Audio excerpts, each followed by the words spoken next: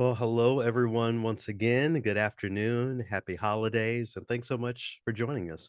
My name is Loki Karuna. I'm the Director of Artist Equity for the American Composers Orchestra, and it's my pleasure to welcome you to today's professional development session titled Away from the Writing Desk and Into the World: Creating and Maintaining Relationships with Orchestras. The music that we were enjoying there was written by one of the composers who I'll introduce and welcome to the screen here in a few minutes. That was the Winter Movement from a larger work by David Ludwig titled Seasons Lost. Great to hear his music and looking forward to hearing from him shortly. Today's session is a part of our broader Earshot Initiative, which is the nation's first systemic program for building relationships between orchestras and composers. Through earshot readings, collaboratory fellowships, consortium commissions, and professional development, Earshot expands the definition of American orchestral music to ensure a vibrant and inclusive future. Earshot is a program of the American Composers Orchestra completed in partnership with the American Composers Forum, the League of American Orchestras, and New Music USA. For more information on Earshot readings and all of our other Earshot programs, visit our website, americancomposers.org. We actually currently have an open call in conjunction with our collaboratory program, so be sure to visit our website to learn more about collaboratory fellowships and to find out how you can apply for that incredible opportunity. I'm sure that you may have many questions or comments that come to mind over the course of this presentation regarding the topic at hand, creating relationships with orchestras. So if you wouldn't mind offering those questions using the chat or the Q&A function here on Zoom as we go along, we'll get to as many of those questions as we can. Also, if you'd like to come on screen to ask your question live at the end of today's presentation, feel free to use the hand raise function here on Zoom and keep your digital hand raised, and I'll bring as many of you to the screen as time allows. I'll also be offering a survey in the chat at the conclusion of today's presentation. So if you wouldn't mind clicking that link when it appears and offering your feedback, that will be much appreciated.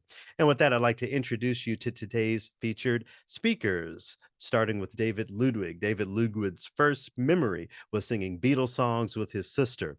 His second was hearing his grandfather perform at Carnegie Hall, foreshadowing a diverse career collaborating with many of today's leading musicians, filmmakers, and writers. His choral work, The New Colossus, opened the private prayer service for President Obama's second inauguration. The next year, NPR Music named him in the world's top 100 composers under 40.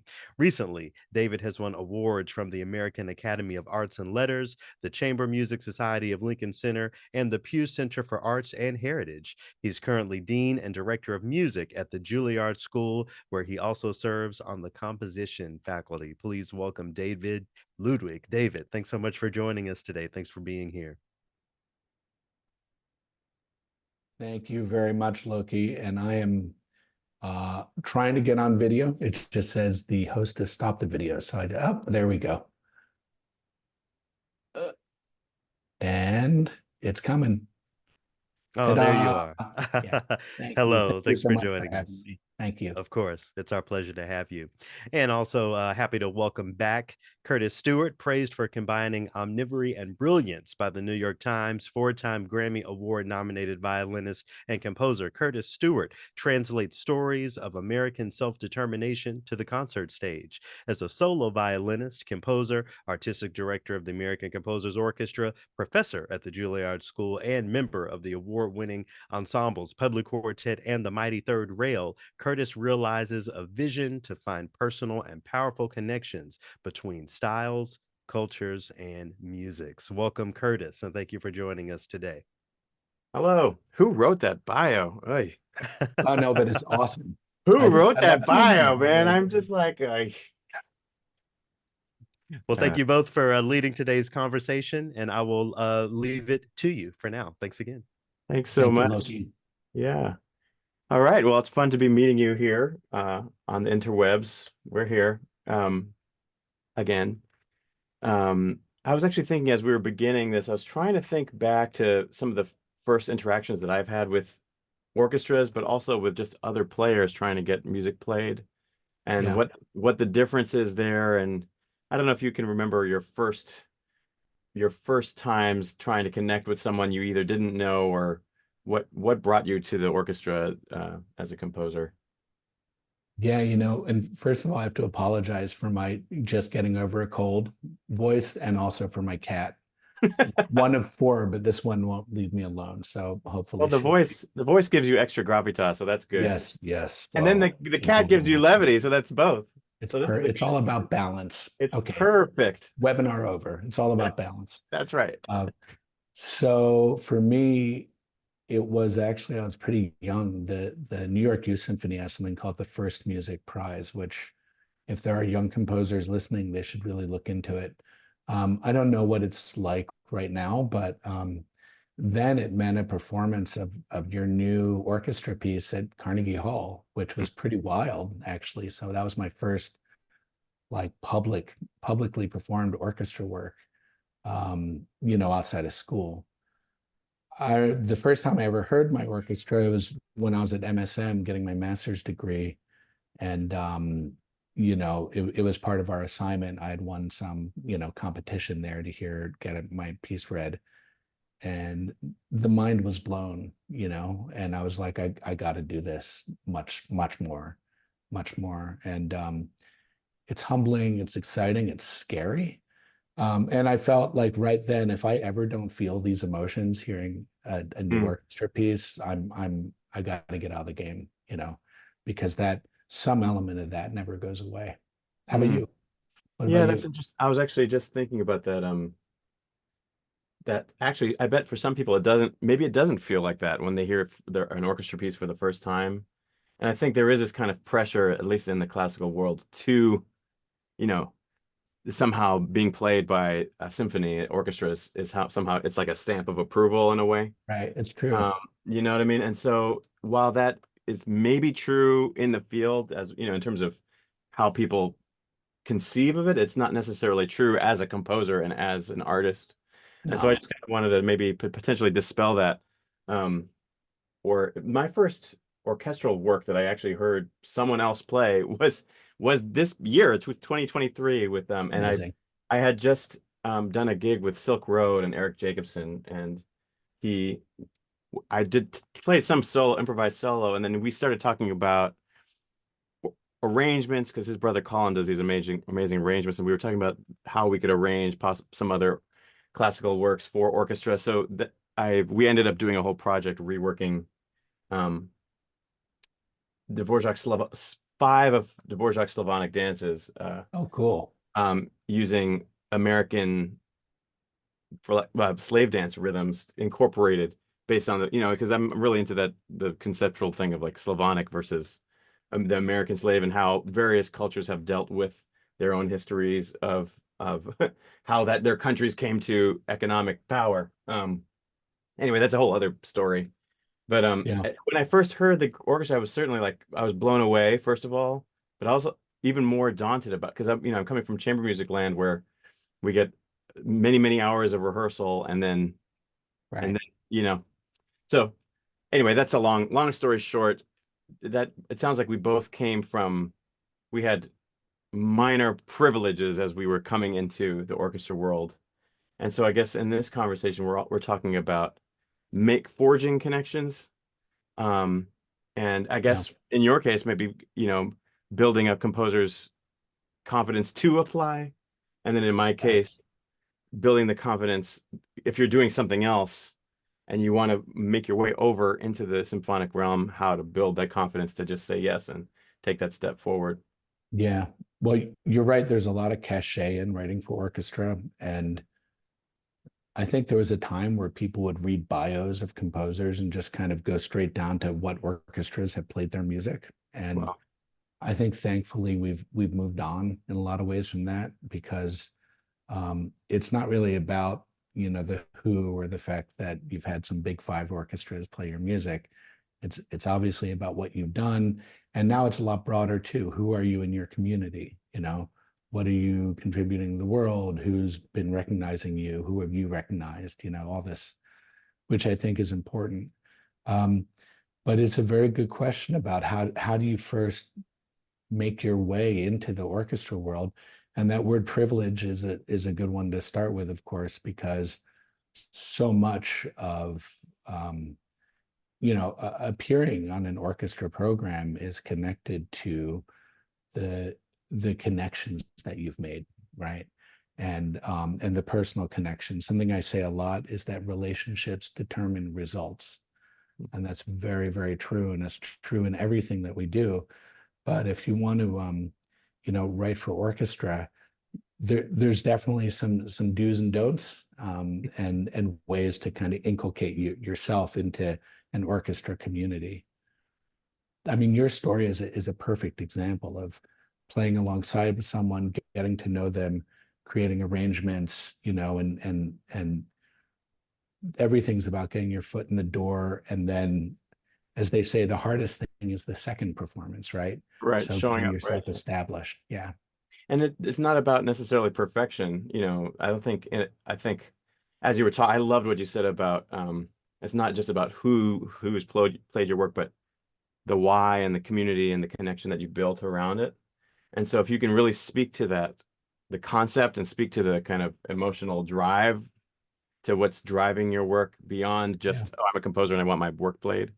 Right. I think that will connect you, and it will cause people to want to believe in your work and do your work again, because they, even if the first time is not necessarily 100% whatever your vision, accomplishing your vision, the fact is that you have a vision and people want, and it's valuable enough for people to want to realize. I think that's to to to to bring people into that conversation is important.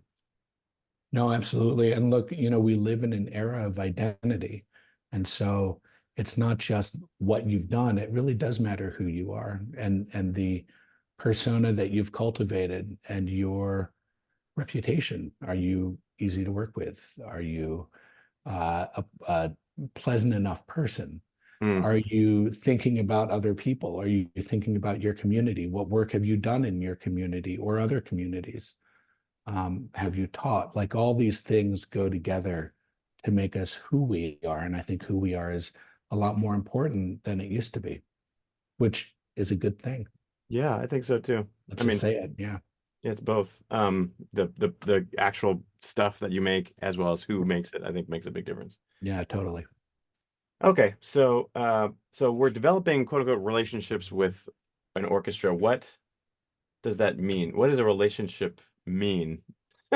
What, like, does like, it's obviously different than a friendly relationship. It's a little different than the relationship between student and teacher. It's a different between, Right. you know, somebody buying, like somebody consuming your work. What does Right. that mean? What is the relationship like between you and an orchestra? Well, I mean, there are a lot of different kinds of relationships, right? There are friend relationships and, partner relationships and transactional relationships. I think you mentioned in our previous conversation versus authentic relationships, and that Right. matters. Um, the first step is to establish any point of contact, right? And that can mean sending someone a recording. First, you have to get the recording. How do you do that? Well, maybe it's your a community band. Maybe it's your high school orchestra. Maybe it's a local orchestra, a regional orchestra. Even the most kind of august composers make their bread and butter on regional orchestras playing their music. Regional orchestras are incredibly important to the ecosystem of orchestra, the orchestra world in our country. And then the next step is how to connect. And I have to say that the cold call, meaning just sending an email with your music, is pretty low batting average. If Yeah, if probably anything, 0.1%. Yeah, right. right? If you even get a hit, in 1,000 tries, just over the head of the first baseman or something, you're lucky. It's how I am when I play like PlayStation baseball. I'm not. It's just not happening. All right. Not happening. So, you could look for any kind of connection, right? If you know someone who knows that person, say, can I use your name when I write to them? Mm. Even something as simple as, I saw that you performed this piece and I love this piece because of blah, blah, blah. Something instead of, what can you do for me? Here's my piece, Right. that kind of thing. That rarely gets people anywhere, actually. And I've been in residence on enough orchestras and other places to see it. People will send in their scores after score after score, and without any context of knowing who this person is or what the relationship is. I think there are people maybe who think that there's someone on the other end who will be able to listen to the entire piece and give feedback and all that. It's just not feasible. Orchestras aren't staffed that way, unfortunately. So you have to look for some connection. That's so important. And even just showing up to performances helps, Totally. there's a few people who have either come to my own concert, I've come to a concert, and maybe I wanted to connect with the people on stage, but it Yeah. was actually someone in the audience that I met in the line for getting a pre-concert drink or something. And you strike up a conversation, and suddenly you're starting to connect musically because you're both at this performance that you have interest in. And to kind of talk about, I always find it really freeing to talk about just conceptually what's happening with the music, because Yeah. then I think as musicians we tend to like our I know as from the performance side, the easiest place for us to connect is when we're criticizing something else, whether it's Right. Right. Right. whether it's the composer or the conductor or the other Right. player. It's so easy to connect through As criticism. low-hanging fruit, right? Yeah, but it doesn't necessarily connect you and push you forward. It helps you to understand what you don't want to do, and it also builds up kind of a fear. But in terms of talking about like, oh, I love this piece, it has all these elements from, music that I listened to as a kid, or this piece, it has all these elements. I've been trying to work on that, but I'm not sure exactly how to go about it. Have you tried this, etc. So like speaking from a conceptual point of view and actually connecting on the creation of music, I find to be really helpful, um, because it puts you in an attitude of a forward-leaning attitude of there could be follow-up when after you've met this person, you get their information and you email them. I love chatting with you. Please let me know more about this project you were working on. Um, as I was thinking about it, I found this other project that I've been really excited about. Have you ever seen this? And so you're just continuing that conversation. And so Yeah. it's never about like, they could choose to play your piece or they could choose not to, but whatever happens, they know where you are. And so when they get the opportunity to recommend someone, maybe you're on their mind. I think Yeah. that's kind of part of it. Well, the follow-up is everything. You're so right about that. And it's if someone's played your work, or even if you've just had a conversation, just to follow up, just as you say, to say thank you, really great conversation, because then you're leaving a good memory of yourself with them, right? You're reinforcing that positivity. The negativity where you're like, I don't know, like maybe they should play that in tune next time, Yeah, that right. kind of Then thing. maybe they should do it That again, kind but of stuff. better. Right, Right. right. Maybe they should think about following the conductor or whatever it is. It's like that kind of stuff is empty calories, you know. Like I used to love eating ho-hos or stuff when I was a kid. Maybe now still, but that kind of stuff it's palatable, it's easy, it goes down, it Yeah. it, it connects, but it's nothing to build on, right? You're not going to build any healthy relationship on negativity. So showing positivity, gratitude is the greatest antidote for anxiety and for feelings of bitterness. And it's a great way actually, because people want to work with someone who's positive, right? Even if they're passionate, even if they're provocative, they want to work with someone who's positive, who's looking to, for solutions and to move things forward, and to do something good that will affect people's lives. I don't know how much people want to work with someone who's just kind of grumpy about stuff and Right. pointing out that this sucks or that's not good. hmm And it doesn't mean not being critical and having a high Of standard. course. And you can even frame being critical from a positive, like, I wonder what was going Absolutely. on. I love this. It seemed like they were working so hard, but I wonder what was going on there. This must have been tricky. I wish I could see the score. I wonder Right. if there's some way it could have been notated differently. Like, just thinking about how, again, solution oriented, even as you're being critical. Right. And that way people get a sense for your own musicianship and your own skill, or just at least a sense of curiosity. I think both of those things are super important. Yeah, at Um, least a sense of curiosity, exactly. And it's true in rehearsal too with an orchestra, right? So instead of being like, yeah, no, that didn't work, or whatever, to say, hey, could we try it this way? Or that was great, but let's try it this way. Or even if you need to, if something's really not working, you can always say, well, I noticed a tendency for this to happen, right? So it's not about like, I noticed you in the oboe section are playing it like this. mm, It should never be personal. It should always be positive, and a productive comment and constructive. And I think that's true in our interactions as well, our professional interactions. totally. It also, I was just thinking about how a composer being in the room for their own piece, or just in general in the audience, um, just thinking about what that adds to the ecosystem of that performance. There's like a feeling of empathy happening, because the other people in the room, if you're like, I'm a composer and I really was interested in that and that, I was really thinking about this and this aspect of, they'll instantly look to, if they're not a composer or if they don't feel comfortable thinking in those terms, they're now looking to you as like an authority on the nature Right, of composition. So you kind of right. add this sense of create. It's like people look to composers as like a creative source, which is a kind of mild, like, I don't know, it may or may not be true, but I think people still think of it that way. Like you can kind of embrace that, and I think the more energy you add to that, the more it kind of like draws light to the flame, or It's draw. true. Yeah. Just to do a little bit of story time.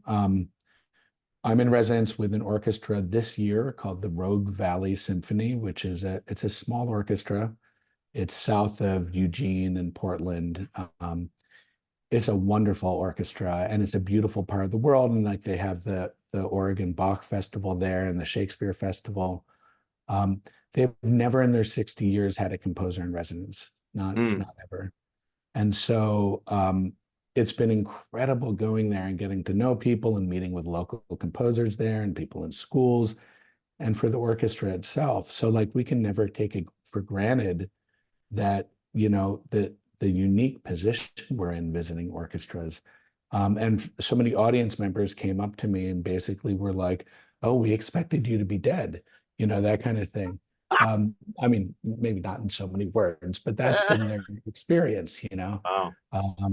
So, and also like in the last concert I was on, there's a piece by Missy Mazzoli. So I was able to say, oh, I know Missy. I've met her several times. I love her music. This is what she's like.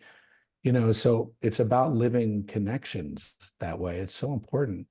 On the other hand, also people in the orchestra might not even have that many connections. Of course, in your orchestra, they have a million connections with composers and they're so used to it. But I was with one regional orchestra and I was in rehearsal. I spent the whole time, in my score while they were rehearsing. And I was kind of grimacing, just like resting grumpy face, like, that, Right. Yeah. Beethoven look. Yeah. And and it was fine, it was good.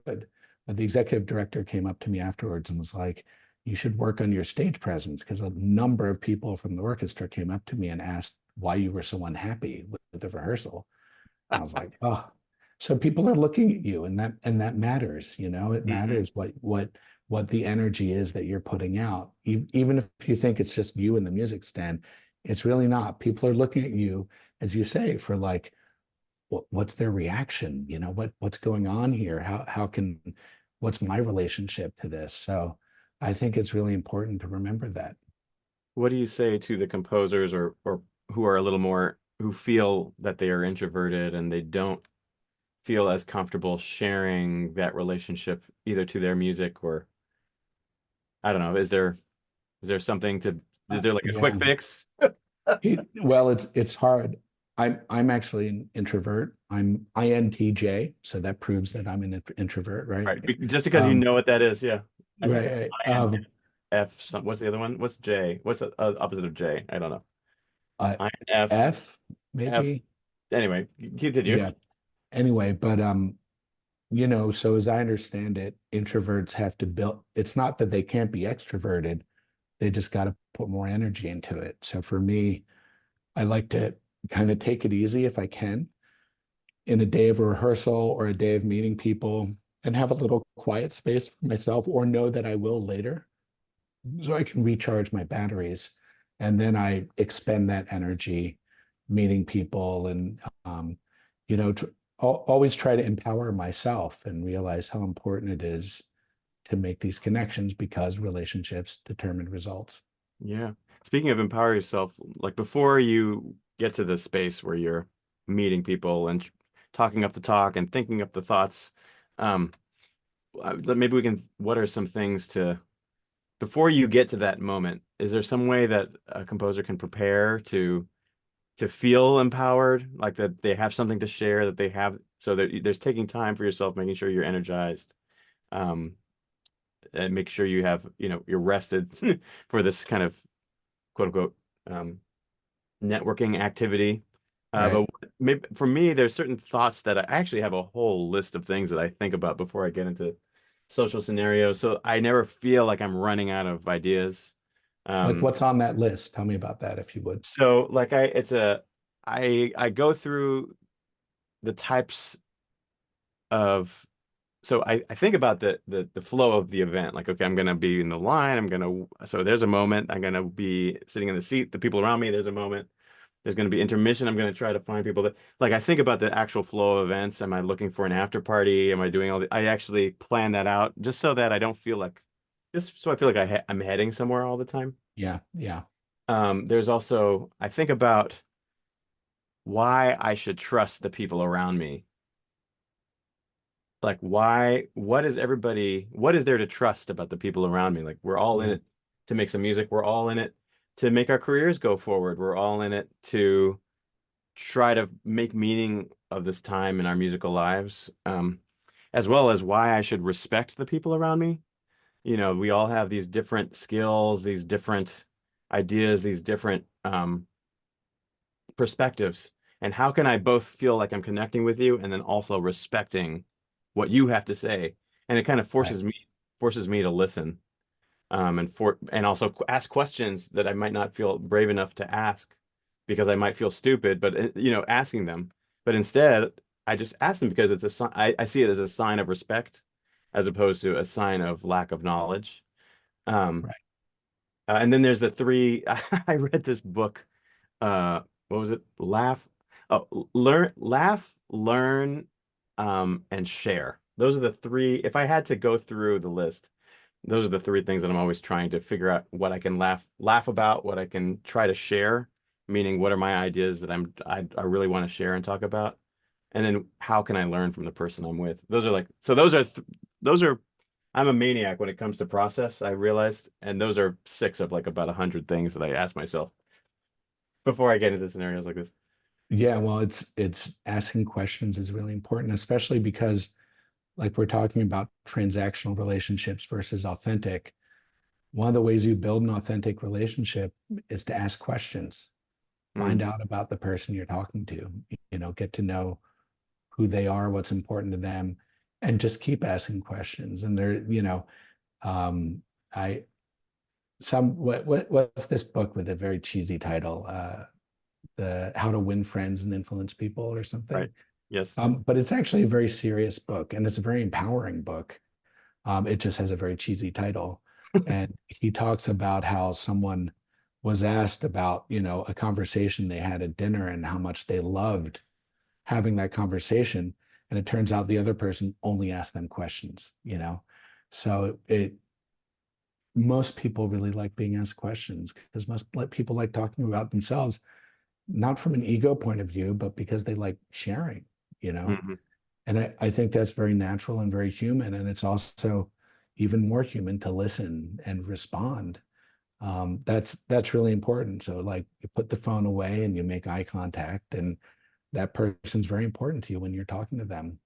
And this goes to like if you get a meeting with people in the orchestra, how you might talk to them and be genuinely interested in what they're doing with the organization and programming and all that.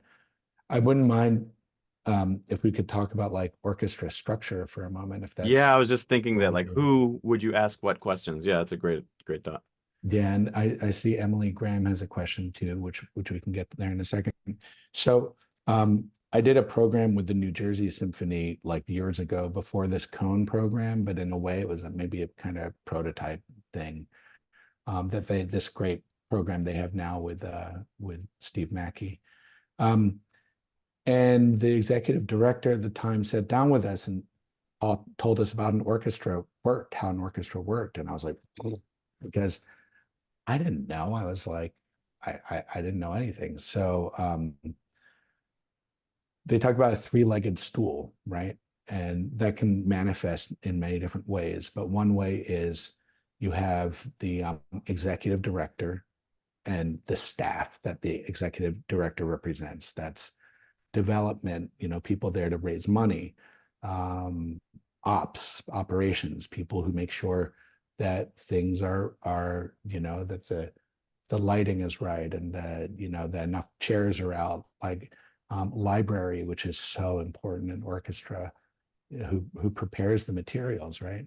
Then you have the conductor and the artistic. The conductor, and this is really in many ways the most important part of the equation. Though when we talk about a three-legged stool, we're talking about three equal legs ultimately. The conductor and the artistic, so the conductor and the performers, right? The musicians in the orchestra. And then the third is the chairman of the board, chairperson of the board. The board is a group of people who are invested literally in the organization, who give usually a yearly donation to be on the board. And they really have two jobs. One is the hiring and firing of directors. The other is to make sure that the orchestra is in sound footing financially. Those are very important things, but often boards get into many different aspects of the orchestra. So if you think about that, right, who should you be talking to get your piece done?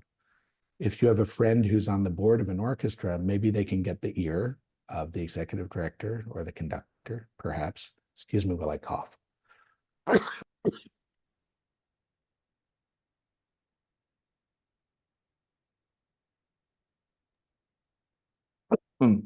That's pleasant. Take your time, yeah. But you don't lose your gravitas, whatever you do. Don't cough the gravitas away. Yeah, I still have it. No, I'm Got it. crying a little. Oh no.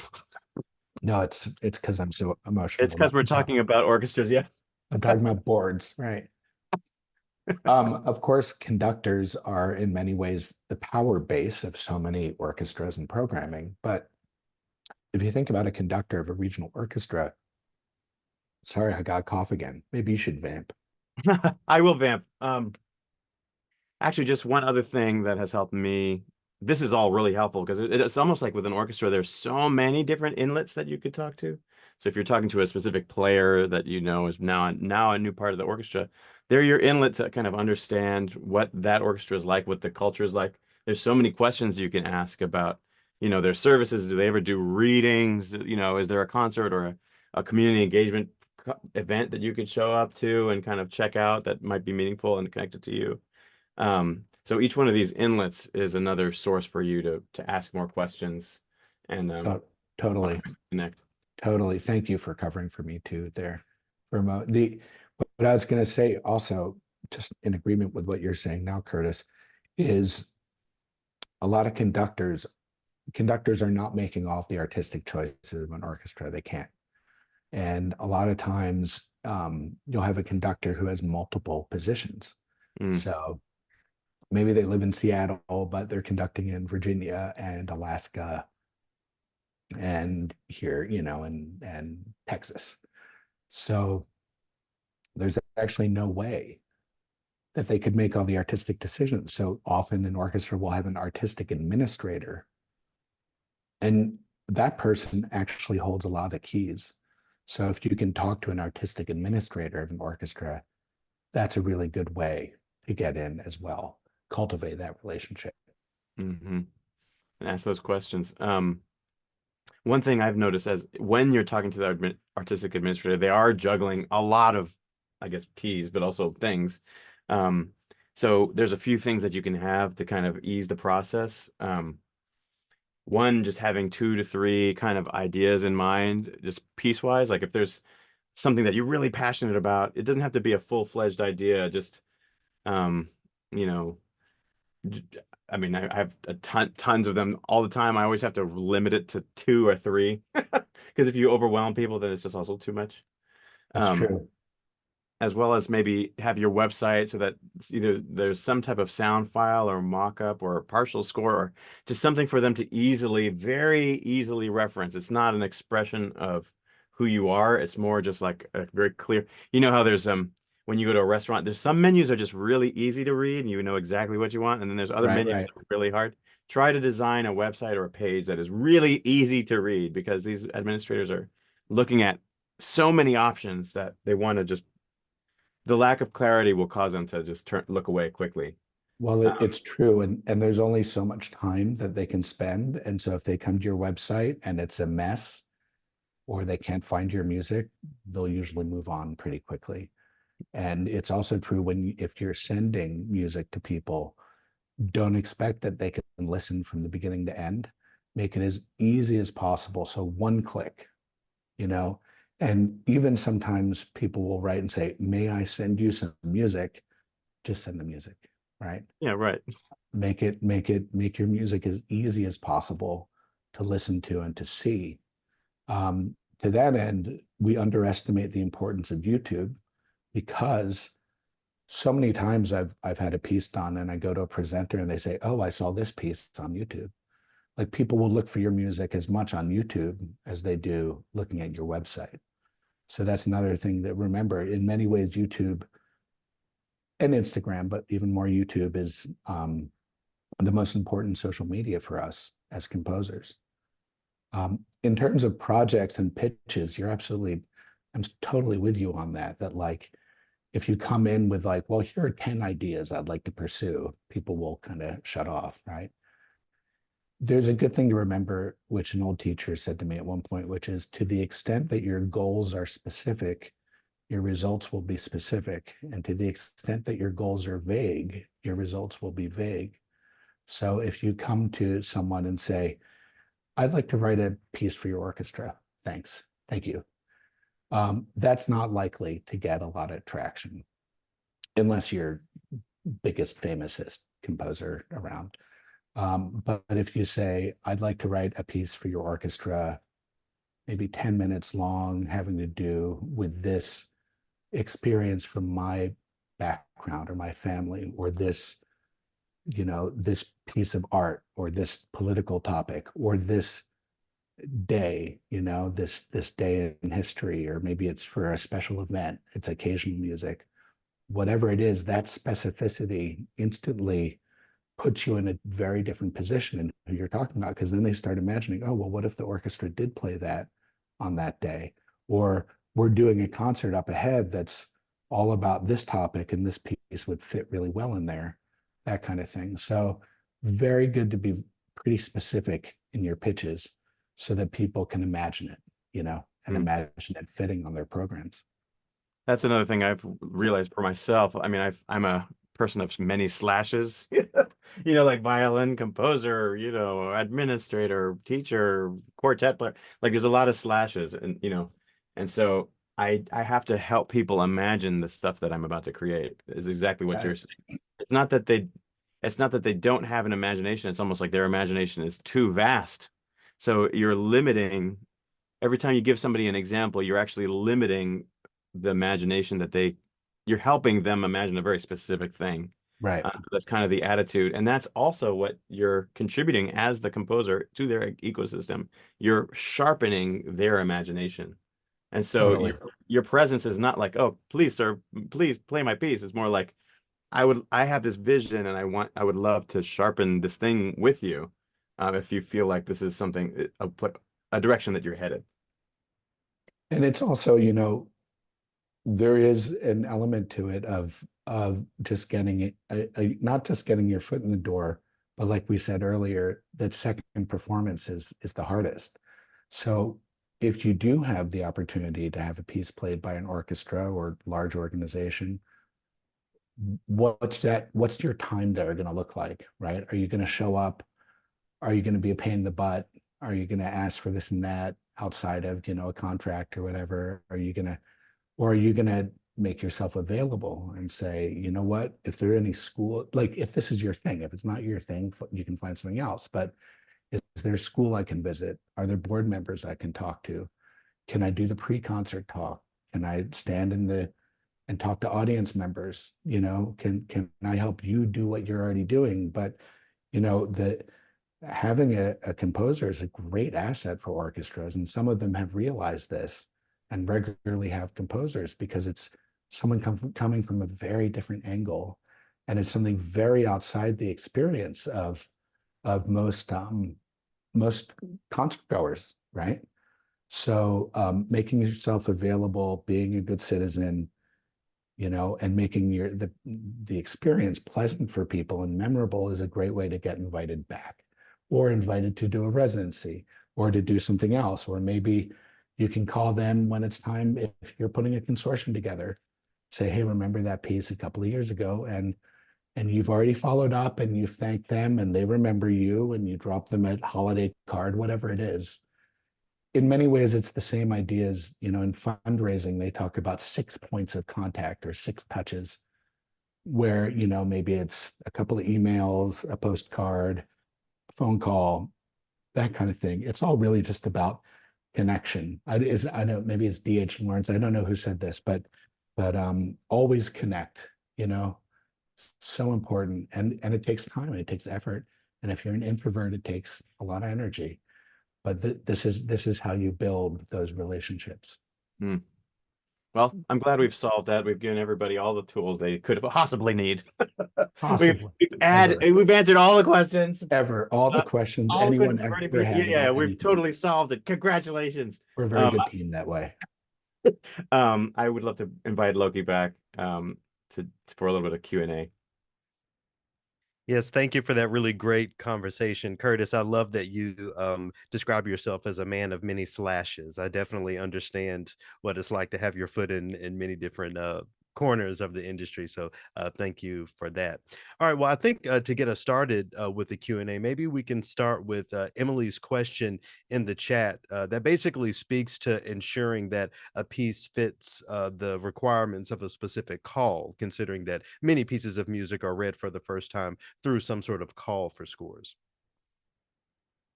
Hi, Bruce. Sorry, Bruce just added in the chat, EM Forrester only connect. Yes, so much better than D. I knew there were initials and then a name, but that's great. Thank you, Bruce, very much for that. Do you want to take Emily's question first, Curtis, or would you like me to go for it? Either I'm just now rereading it in terms of trying to garner performance. It has to do with calls for scores. That the advice I would give Emily is, in general, don't write pieces for competitions. And I've sat on panels where they're like, oh, we want a piece for 4 clarinets. So you have to submit a piece for 4 clarinets.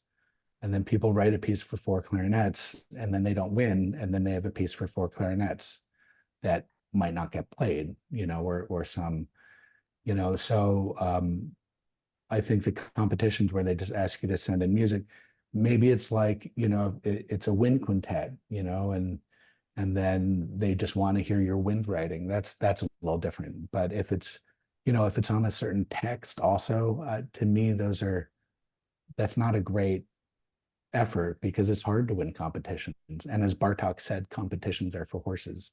So I don't know what's your, but read the requirements. Don't, because sometimes people don't care, but often people are like, if they can't do these requirements.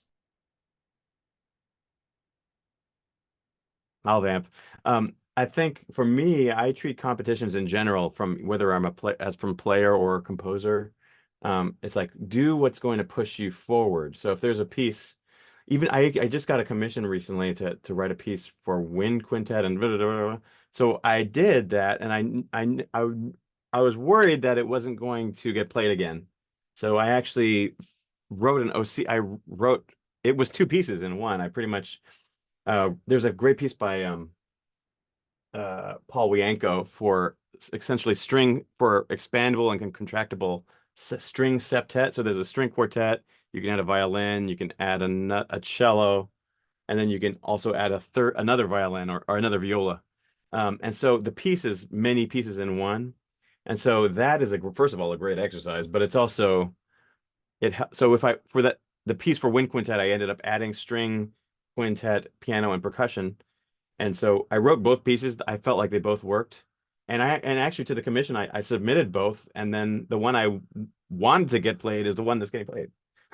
So it's, you know what I mean? So it's kind of like you just, I don't know, you just write what pushes you forward. And so you can, write an expandable version of it and just treat it as an exercise. And even if you're like as a violinist, it's likely that you will lose most competitions that you enter. And so you're doing it to push yourself forward, something to give yourself to do, something to sharpen your chops. Yeah, competitions can be good. They can put a little money in your pocket. They can get exposure, nice thing in your bio. But there are also, it's always important to be challenging yourself, just like you're saying, Curtis. And there are just as many composers out there who won lots of competitions or who win competitions. There are just as many who are totally beloved and perform frequently who don't have that at all, who haven't gotten those kinds of accolades. So just I think it's important to remember that too. Yep. Great, thank you for that. I'd like to move on to a question from an Earshot Readings alum, Ivan Enrique Rodriguez. Good to see you, Ivan. Que bueno verte. The question is, how do we surpass the obstacle that most of the admin and musicians of many institutions are of an older generation and less open to cultivating new music? That's deep. That's a big one. That's a whole seminar topic too, isn't it? Right. Obstacle that most admin and musicians of institution older generation. I I challenge that thought, actually. I wonder, there are organizations that are not. Like if you think about like the Knights, a Far Cry, even the Virginia Symphony is like there a lot of people are these are just the places that I've been hitting recently. And there's a lot of people, ICE, there's there are it may be true that the most word might be true, but I think you might look for places that have the opposite and see what works there. Um, I think I mean, the cop out to that answer to that question is, I think there's the quote unquote Trojan horse method, which is to write music that appears, or the title or something about it is relatable to whichever audience you think you're trying to um, is of a different zone. And then within the piece is actually your real musical nature. So there's that. What do you think, Peter? the title can be, this piece sounds just like Beethoven, Yeah, and Brahms. then just like Brahms, then write what you want. I think that I don't know that it's necessarily a function of age. Um, it's true sometimes as people get older, they get a little more calcified, right? And but there are others who, as they get older, they get more open. And a lot of it is more of a matter of exposure, right? So if an orchestra has not had a lot of people, a lot of work with living composers, they might shy away from it. It's a huge difference between meeting a composer and hearing their music. One listens with different ears, right? And different openness. We know how important it is, this one-on-one thing, and to be exposed to folks from all kinds of different backgrounds. So yeah, I agree. I would also push back on that a bit. And also to say, well, if there are orchestras there who just will not play, if their idea of new music is Sibelius, then look other places, look where they are playing, look where they are open. Most orchestras, all orchestras have websites, and you can go on them and see what they're programming and who they're programming. And that's an important thing. It's our responsibility as artists also to be aware of our own ecosystem and what's happening, in the field. So yeah. I will say that the strategy that I suggested, I just recently started calling myself a composer. I wasn't ever, in this thing where I was trying to use that as my career, like a career identifier. So I think my approach has always been extremely long term. Like the time span for my approach is very, very long, like decades. So it has never been about getting the gig today, tomorrow, next week, next month, or even a year from now. It's been, what am I doing in the next 5 or 10 years? Not on purpose. So in other words, what is sustaining me for 10 years so that I can eventually garner these connections. So there's not a massive pressure to get the gig tomorrow. Yeah, and I think Yvonne wrote something very funny, musical Darwinism, and it's true that those orchestras that are not open to new things and to creative work are not going to be around for that much longer. That a lot of them are not progressing; they're in atrophy. So yeah, I agree with all that completely, Curtis. Thank you very Great. much. I'd love to invite Nick Norton into the space to ask a question live. Nick, if you're able, feel free to unmute your camera and your microphone, and we'd Hey, love to Yeah. hear Nick. from you. Thanks for being here. Oh, thank you. I didn't realize I was going to be like made a co-host and put on screen when I raised my hand. Yeah, So but what a great just give background. Look at that. oh, thanks. I got it on Google Images. Fantastic. Fantastic. I wondered first, thanks for doing this. This has been great. But I wondered if both of you could speak a little bit to the question of access to artistic decision makers. Because I've worked for a couple orchestras, and in both of them, anybody on the orchestra staff was like not allowed to touch any of that. But those are the people putting on donor events and what have you. So even getting to talk to someone is something I think a lot of us would like advice on. I can tell you that some of my bigger commissions have come not necessarily from an artistic administrator, but from a performer in the orchestra. So more recently, I have a piece for Philly Orchestra. It was a concerto. Like we write a lot of concertos sometimes because we get advocates in the orchestra, performers, and if mine was a bassoon concerto for Danny Matsukawa. And Danny, I guess in his contract, it says he gets to play a concerto every 3 years. And there's only so many bassoon concerti, actually. So that kind of thing is a big deal. Or I just wrote a piece for Pittsburgh Symphony last year, same kind of thing, people that I knew in the orchestra. So that's one way, because then people will advocate for you. Other than that, I mean, there are composers who go to League of American Orchestra conferences, but I would say even, in your hometown, I mean, New York is a big hometown, but people live all over the place, and it's a really good idea. It's not hard to get to know the people in the orchestra. Just as Curtis said earlier, just showing up and regularly that's a great way to make connections. They're also looking to talk to their audiences too.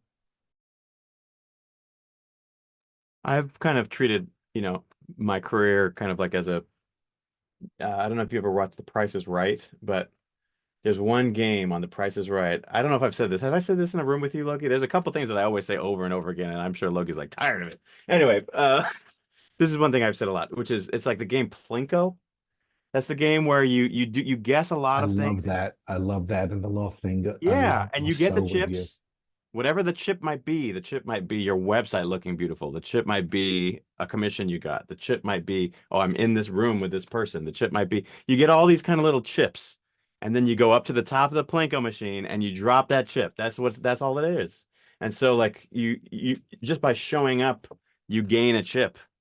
And then you drop it and you see where it lands. It could land on 0, it could land on 20,000. You could get so for me, it's about I've treated my career as, accumulating chips and trying to drop them in and seeing what comes and being prepared for the outcomes so that when the chip drops, oh, orchestra commission, I'm ready for this, as opposed, you know, you can seek it out too. I'm sure there's a way to do that, but that's just hasn't been my approach particularly.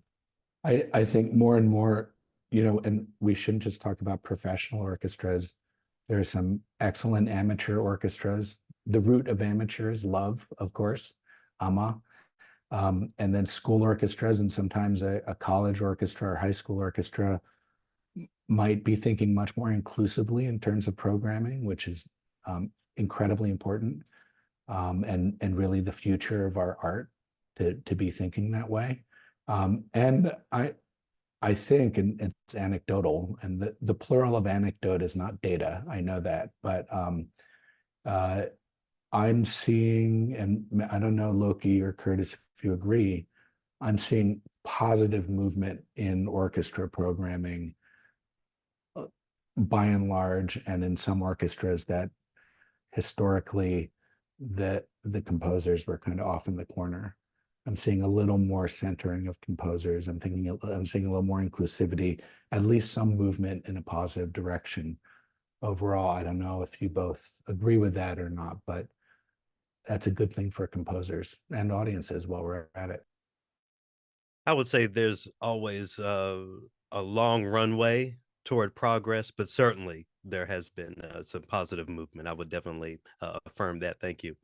There's another question here from an anonymous attendee. Basically, the question is to get an orchestral performance, is it better to have the orchestra involved through something like a commissioning program or commissioning collaboration, or is it better to bring a ready-made score to an orchestra? Does one prove to be more successful than the other in your opinions? It depends on who you are. If you are fortunate enough to be getting a lot of commissions, then start thinking about getting more performances. Not a lot of people are in that very privileged position. I would say the annoying answer is both, that you should be trying to get commissions and creating new work, and also get, if you have existing work, get that programmed. Again, it's a matter of exposure and connection. And just to what you were saying, Loki, and earlier, something Curtis was saying earlier about the long term, no career is built on a single performance or on a week of performances or even a year of performances. It's built really brick by brick, especially for composers, throughout our whole lives. So it's, you know, don't be discouraged if it takes a long time for this stuff to get traction, because it takes a long time for most people, honestly. It's almost similar to being an actor in a way. You know how actors are there's so many, and they're all just going for it, and they have this beautiful creative spirit, and they might be very convincing as actors, but they might not be the right fit for that one movie that one time, and you have to just keep, Totally. you know, it's similar. I know we're running short on time, but I'll throw out two more quick questions. A lot of really great questions here. The first that I'll offer as we wrap up: how do you engage the conversation of a composer in residence with an orchestra who's never had a composer in residence? Hmm. I mean, that's how you pitch it. You pitch it that it's unique, and you also want to share with them all the things you can do, because a lot of times it doesn't even occur to people all the things composers can do.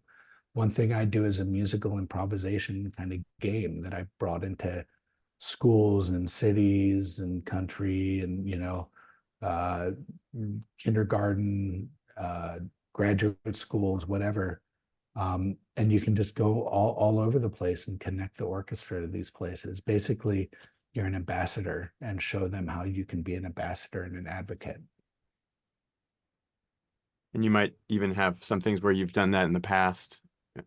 Like I've brought several things that I've done with my quartet to these composition situations, and or like just things that I've taught, um, that I can bring to these situations, not just for the players, but yeah, connecting the orchestra to the community around. It might So good. require a little bit of research, you know, like some initiatives that they are already trying out, that they need someone to really carry it out, or just things that are going on in that community and what might apply. to that part of the world. Totally great. Know the communities that you're connecting to. Very Mm, important. yes. Absolutely. And then one final question. I think we've established that getting the second performance can be as difficult, if not more difficult, than the premiere itself. But the question is, how can that premiere be best utilized toward a possible second, third, fourth performance? In my experience so far, I don't have as much, but so far it's been pretty successful. Is that just to be as responsive as you can? Actually, that has been my to just be prepared and then available. It doesn't mean that you say yes to everything they ask you to do, because sometimes they'll just be like, yeah, go to this, that, and they'll try to kind of work you a lot in your time. It doesn't mean saying yes to everything, but at least being responsive and, again, quote unquote positive, solution oriented, so that even if you can't do it, it's like, well, I could send this little thing. I could send this video of me from my home where you could give that to some kids here, and then, or I could, there's just to be responsive and solution oriented. I think that those are the two things that I think have helped. Yeah, you find some boundaries, as you're saying, Curtis, because it's true. An orchestra might be like working you 9 to 12-hour days, if they can, but most of the time, really try to inculcate yourself into the community, because they'll see an uptick in people coming to the concerts. They'll get a warmer feeling. Again, that idea of inclusion is, it's the future, and it's the way that orchestras are not only going to survive but thrive, actually.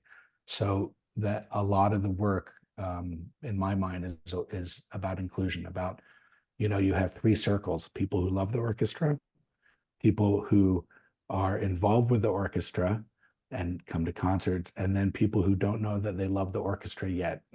And so it's a matter of getting into those concentric circles and, being a great advocate for this music we're very passionate about. And I would say that, if the concept of the work is clear from the start, if that's the jumping off point for all these conversations, it makes all of this community work much easier, because you're just sharing this idea. You're just continuing the process. And even if you think of yourself as a purely abstract composer, I'm just putting, I'm really into 12, you're just theoretic, whatever, however you think of your composition, that is coming from you. That is a you thing, It's and true. you are coming from a place. So that is something that you can share with other people. And I would just encourage you to think about just where your musical process is coming from, so that you can share just that process. Yeah, your aesthetic is actually a lot less important than your identity and your Mm. humanity and how you share that with people. Totally. And I think that's a great place for us to stop, at least for now. David, Curtis, thank you so much for offering your insights and your knowledge when it comes to this topic of creating relationships with orchestras. David, happy end of the semester, I'll offer to you. Thank you. I finally let myself get sick, as you can tell. So I'm sorry about the coughing fits, but Okay. next time I see you, I'm going to be 110%. I promise, Loki. I'm sure. No worries, no worries. Well, thank you both so much for being here, and thanks to everyone for joining us for this presentation. We'd welcome your feedback on today's session. So, if you are able, please use the link in the chat to complete a very short survey that helps us build future webinars that can serve exactly what you're looking for. I'd also like to welcome you back in the new year, coming up on January 23rd. We have a very special webinar scheduled titled Signing the Dotted Line, a webinar on the topic of licensing and publishing. So be sure to keep an eye on our website and on your email inboxes for that one. Another huge thanks to our earshot partners, the American Composers Forum, New Music USA, and the League of American Orchestras. We're very grateful to the many individuals and organizations who've made earshot possible through their support, and to ACO's artistic staff, all of the board of the directors, and everyone who helps make this program a reality. For more information on Earshot, including how you can apply as a composer or connect to us as an orchestra, visit our website, americancomposers.org. Thanks to our Earshot funders, the Altman Foundation, Elizabeth and Justice Schlichting, the Mellon Foundation, the Sphinx Venture Fund, TD Charitable, Fromm Foundation, the Ford Good Neighbor Committee, the Aaron Copland Fund for Music, the Alice M. Ditson Fund of Columbia University, and the League of American Orchestras with support of the Virginia B. Toolman Foundation. Good afternoon, everyone. Happy holidays, and we will see you in the new year. Thanks again for joining us.